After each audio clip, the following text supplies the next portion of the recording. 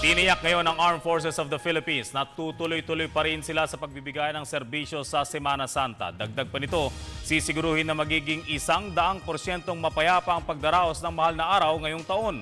Muli si Dina Pagibitan para sa detalye. Tiniyak ng Armed Forces of the Philippines ang pagpapalawig ng pagbabantay ng hukbo sa buong bansa sa darating na Semana Santa, mapalupa o dagat man. In terms of yung aming alert level status, ay pinaubayan namin yan sa mga unified commanders ang pag-raise ng alert level.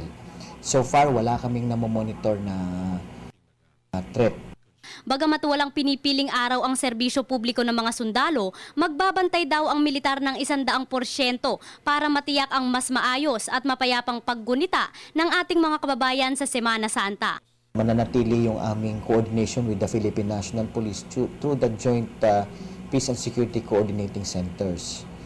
At ito yung pinapagana natin para maganda yung coordination between the AFP and the Philippine National Police.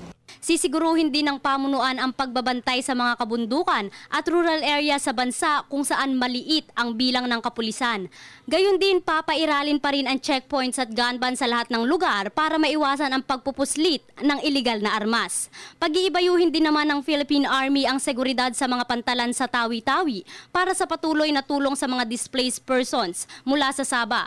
Pati na rin ang pagbabiyahe ng mga supplies at pagkain mula sa Zamboanga patungong Tawi-Tawi, Basilan at Sulu ngayong Semana Santa. Para sa Telebisyon ng Bayan, ako na Pagibitan.